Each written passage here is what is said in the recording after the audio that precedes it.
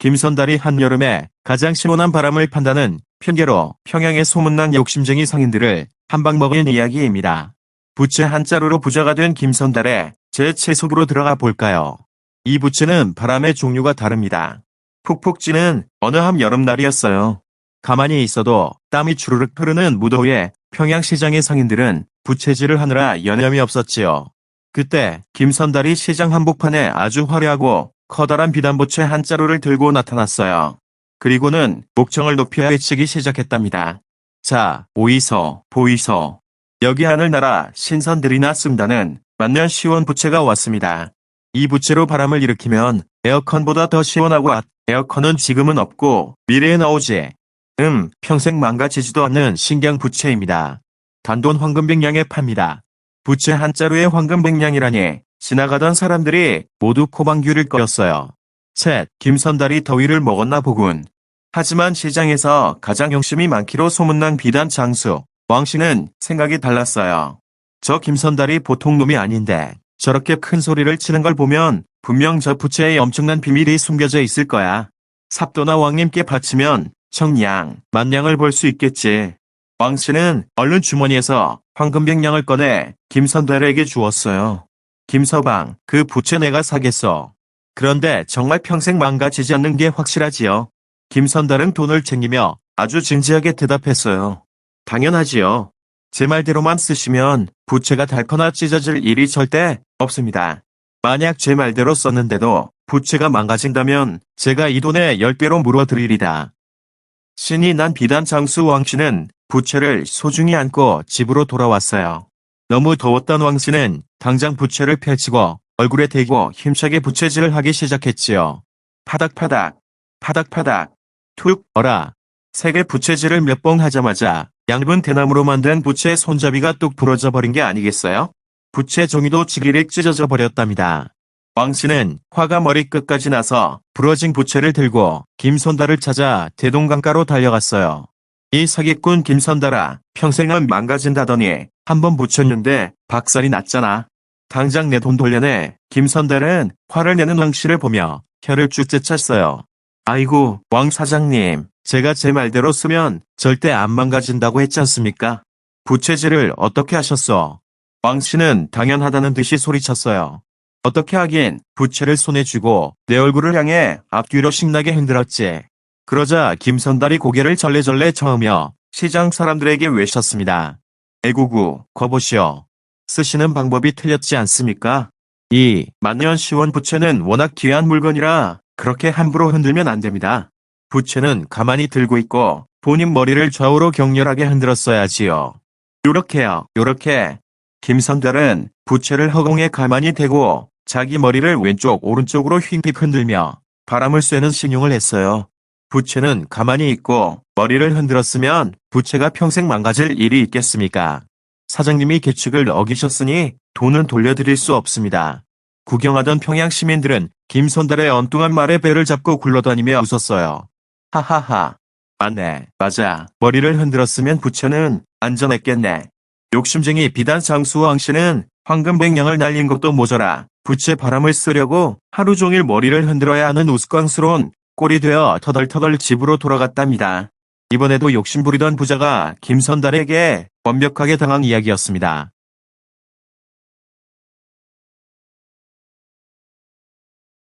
봉이 김선달이 욕심쟁이 상인들이 아닌 한양에서 온 거만한 선비들을 말 한마디로 부끄럽게 만든 아주 통쾌하고 똑똑한 이야기입니다. 이 글자의 뜻을 맞춰보시게. 한양 선비들을 울린 김선달의 한자 시험. 어느 날 평양성의 어깨에 힘을 잔뜩 준 한양 선비 3명이 놀러 왔어요. 이 선비들은 자신들이 공부를 많이 했다는 이유로 평양 백성들을 무시하며 잘난 척을 하고 다녔지요. 에헴, 평양 촌사람들이 그를 알면 얼마나 알겠는가. 우리처럼 똑똑한 사람들은 한양에만 있다네. 하하하. 길을 지나다 이 소리를 들은 김선달은 슬며시 미소를 지었어요. 오호라, 시골 사람이라고 무시를 해. 오늘 너희들의 그 높은 콧대를 싹 다 잘라주마. 한양 선비님들, 이 글자 좀 가르쳐 주십시오. 김선달은 일부러 허름한 옷을 입고 아주 어수룩한 표정을 지으며 선비들 앞으로 다가갔어요. 그리고 붓과 종이를 꺼내 한자 한 글자를 받아 적더니 싹싹 빌며 말했답니다. 아이고, 귀하신 한양 선비님들. 제가 길을 가다 아주 가방끈이 길어 보이는, 다시 말해 공부를 많이 한 분들을 뵙게 되어 염치불구하고 여쭙니다. 제가 방금 책에서 아주 어려운 글자를 보았는데 도저히 뜻과 음을 모르겠습니다. 한 수 가르쳐 주십시오. 선비들은 코웃음을 치며 종이를 빼앗아 보았어요. 종이 위에는 어머니 모 자가 적혀 있었지요. 서당에 막 입학한 어린아이도 다 아는 아주 쉬운 글자였어요. 선비들은 기가 막힌다는 듯이 껄껄 웃었어요. 으하하하. 이복의 촌사람, 이것은 어머니 모 자가 아닌가. 이렇게 쉬운 글자도 모른단 말인가. 역시 평양 사람들은 무식하군. 그러자 김선달이 갑자기 고개를 갸우뚱하며 진지하게 물었어요. 네, 어머니 모 자라고요. 이상합니다. 그렇다면 어머니 모 자에서 가운데 있는 점 두 개를 싹 지워버리면 무슨 글자가 됩니까? 응. 점 두 개를 지운다고. 선비들은 갑자기 당황하기 시작했어요. 한자 사전에 모 자에서 점 두 개를 뺀 글자는 따로 없었거든요. 선비들은 서로 얼굴만 바라보며 땀을 뻘뻘 흘렸어요. 그게 그러니까 책에 안 나오는 글자인데 무슨 뜻이지? 아무리 머리를 굴려도 답이 나오지 않자 선비들은 헛기침을 하며 김선달에게 소리쳤어요. 흠흠. 그런 글자는 세상에 없다. 내 놈이 말도 안 되는 억지를 부리는구나. 그때 김선달이 허리를 꼿꼿이 펴고 눈을 반짝이며 큰 소리로 웃었습니다. 선비님들, 공부를 그렇게 많이 하셨으면서 이것도 모르십니까? 어머니 모 자에서 점 두 개를 빼면 바로 이모 자가 되지요. 어머니에서 이모가 되었으니 점 두 개가 빠지는 게 당연하지 않습니까? 으하하하. 어머니를 뜻하는 글자에서 점 두 개를 뺐으니 이모가 된다는 김선달만의 기막힌 넌센스 수수께끼였던 거예요. 주변에서 구경하던 평양 백성들은 김선달의 재치 있는 말장난에 와야 하고 함성을 지르며 배를 잡고 웃었습니다. 잘난 척하던 한양 선비들은 얼굴이 홍당무처럼 빨개져서 부끄러움 나머지 책과 옷가지를 챙겨 쥐구멍을 찾듯 허겁지겁 한양으로 도망쳐 버렸답니다. 어려운 한자 공부보다 백성들의 부드러운 재치와 유머가 훨씬 더 똑똑하다는 것을 보여준 김선달의 통쾌한 이야기였습니다.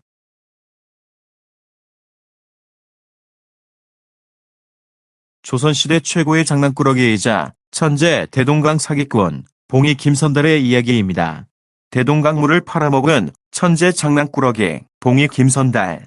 옛날 조선시대의 평양성 안에는 모르는 사람이 없는 엄청난 유명 인사가 살고 있었어요. 이름은 김선달.